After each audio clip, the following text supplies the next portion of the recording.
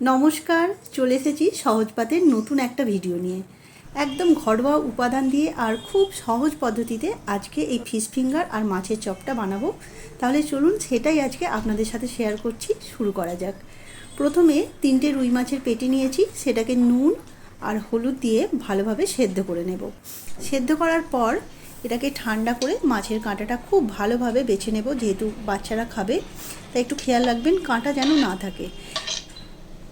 তারপর মাছটাকে একটা বড় বাটির মধ্যে রেখেছি, আর এর মধ্যে দিয়ে দিচ্ছি সেদ্ধ করা আলু, দিয়ে দিচ্ছি পেঁয়াজ কুচি। একটা বড় সাইজের পেঁয়াজকে এরকম ছোট ছোট টুকরো করে দিয়ে দিচ্ছি কাঁচা লঙ্কা কুচি, ধনে পাতা কুচি,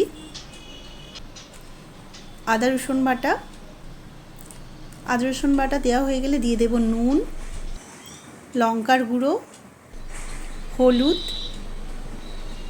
ধনের গুঁড়ো, দিচ্ছি একটু গোলমরিচ গুঁড়ো আর গরম মশলার গুঁড়ো।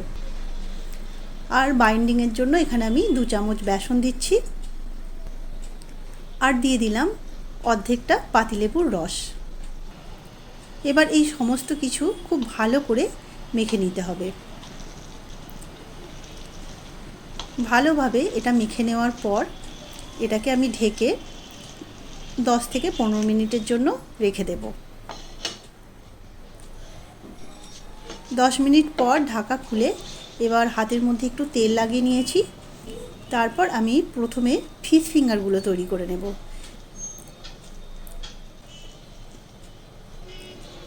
দেখুন ফিশ ফিঙ্গারটা তৈরি হয়ে গেছে। আমি একটু মোটা করেছি, আপনারা চাইলে একটু এটা আরও সরু করতে পারেন। আর মাছের চপটা আমি এরকম গোলাকার আকার করছি।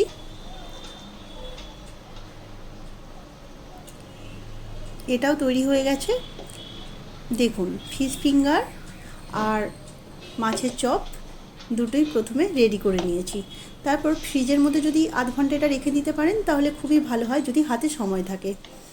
এবার আমি কোটিংয়ের জন্য এখানে সুজি নিয়েছি। সুজির মধ্যে ফিশ ফিঙ্গারটা ভালোভাবে এইভাবে কোট করে নেব। বাড়িতে ব্রেড ক্রাম্ব ছিলও না, আর এর থেকে আমার মনে হয় সহজ পদ্ধতি আর কিছু হয় না। আপনারা ব্রেড ক্রাম্ব আর ডিমও ব্যবহার করতে পারেন এখানে। প্রথমে তেলটাকে খুব ভালোভাবে গরম করে নিয়েছি, তারপর মিডিয়াম ফ্লেমে ফিশ ফিঙ্গারগুলো এর মধ্যে একে একে দিয়ে দেব। এবার একটু সময় ধরে এটাকে হালকা করে উল্টে পাল্টে ভেজে নিতে হবে। তখন দেখবেন একদম এরকম মুচমুচে ভাজা হয়ে গেছে, তখন এটাকে তুলে নিতে হবে। ফিশ ফিঙ্গারটা ভাজা হয়ে গেছে, এবার ওই তেলের মধ্যেই আমি মাছের চপগুলো ভেজে নিচ্ছি।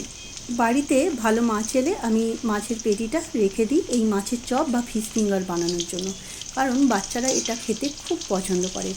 বাচ্চারা কেন বলবো, বড়রাও ভীষণ পছন্দ করে। এতক্ষণ পর্যন্ত ভিডিওটি যারা দেখছিলেন তাদেরকে অসংখ্য ধন্যবাদ। আপনারাও বাড়িতে এইভাবে খুব সহজেই তৈরি করে নিতে পারেন, একদম ঘরোয়া সমস্ত উপকরণ দিয়ে। তাহলে আজ এই পর্যন্তই। সবাই খুব ভালো থাকবেন, সুস্থ থাকবেন। আজকের মতো আসি।